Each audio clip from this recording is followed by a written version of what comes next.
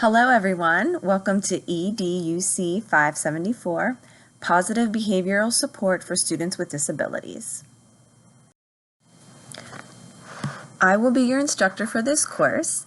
My name is Amy Foor. I'll give you a little bit of background information about me and my educational and professional background. So I'm a speech-language pathologist. I went to undergraduate school at Cal U of PA, and then I went to graduate school for communication sciences and disorders at Penn State University. And then I completed my applied behavior analysis coursework through the Florida Institute of Technology, and then sat for the BCBA exam. So currently I work for PATN, the Pennsylvania Training and Technical Assistance Network, which is kind of like the training branch of the Department of Special Education. And I work with their autism initiative. My email is there for you, the a4@francis.edu. So if you need to contact me at any time, please feel free to send me an email. You can contact me through Canvas messages as well. If you're not getting a response back from me as quickly as you think you should, and I will be checking those, fairly frequently, but feel free to text my cell phone as well, and it is there for you.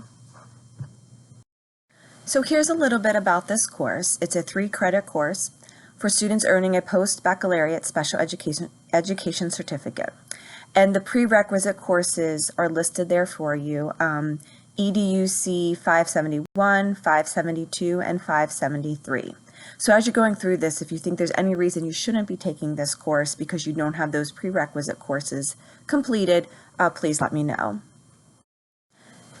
This course is designed to present advanced methods of understanding the function of behavior, so why students are engaging in problem behavior, planning effective means to identify potential problems, preventing the likelihood of problem behavior in students. Prevention is a huge part of this course.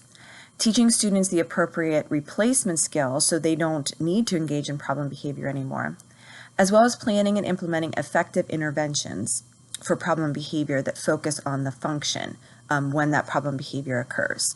So to cover everything we need to know about problem behavior, we would probably need more than one 3-credit course. So we're going to focus on the basics for this course. We're also going to focus a lot on the needs of individual students. We will cover school-wide positive behavioral support plans and systems, but in my experience, the areas where teachers struggle the most in their classrooms are those kiddos who demonstrate some more severe problem behavior that the school-wide systems really don't help with. So what can you do when you have one of those students in your classroom who's exhibiting pretty severe problem behavior and these school-wide systems aren't effective for that? So we're going to focus more on that in this course. And this slide contains the textbook and instructional materials that you'll need for the course. So the required textbook is the Tough Kid book, the 2nd edition. And then I'll also be providing you with some patent publications and journal articles and possibly some websites as well. And I will provide those to you as we go through the course. So you'll see those listed on Canvas, or else they'll be uploaded to Canvas. Here are some tips for success for this course. Pay close attention to timelines and due dates, and the details for all of those are provided in each module on Canvas. Actively participate in any assignments and discussions. If you need clarification related to course concepts or course assignments, please don't hesitate to ask. Like I said, you can email me or text me. And for each week or each module, do not wait until the last minute to start the readings, review the presentations, or start assignments. If you keep up with the work, it's going to be very, very manageable. There are a lot of points offered in this course, as you can see when you look over the course syllabus. We're going to ease into it, so this first week is just an introduction, and then the next week we'll get into a lot of concepts, but there won't be much in the way of assignments, but it will require a lot of paying attention to the PowerPoints so you can understand those concepts. And the assignments as we go may seem overwhelming at first, but truly, except for I think the one paper All the other assignments, the information you need to complete the assignments are going to be provided for you in the PowerPoints and in any resources that I provide. So it may look overwhelming, but it really isn't. It's very manageable. And everything kind of progresses. So as we get to each assignment, you'll see they build on one another. So as you complete the first few, that'll help you in completing further assignments down the road.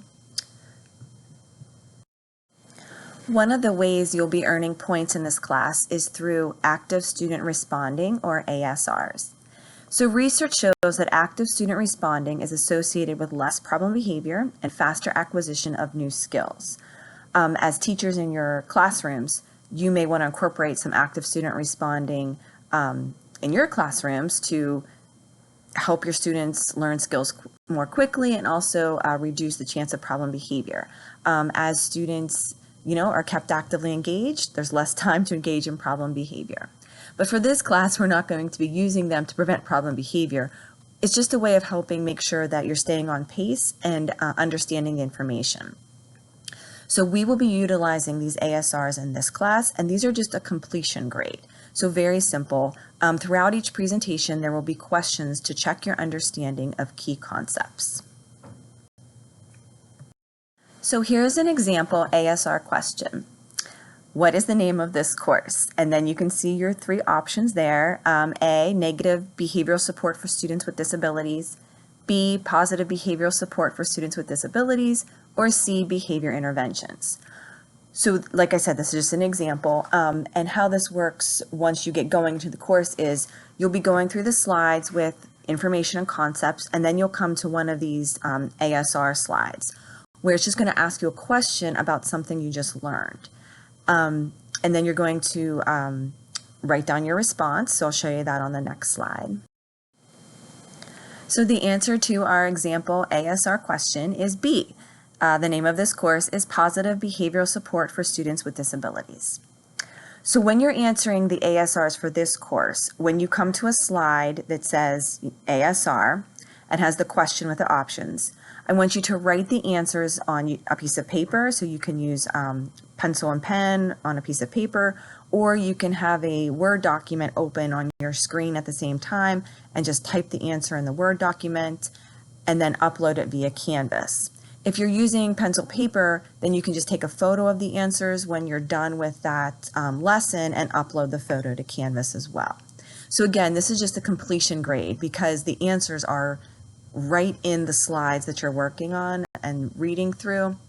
So it's just a way to make sure that you're focusing on the material. So again, what it'll look like is as you come upon these slides that have the ASRs on a piece of paper or a Word document, you just put ASR number 1, write down your answer, and keep going until you get through that lesson.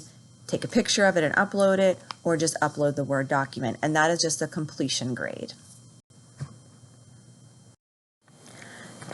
I am so excited to get started with the course. I hope you enjoy the course. And one of your first assignments will be to introduce yourself to me and to the class through a post on the discussion board, and there'll be information about that on Canvas.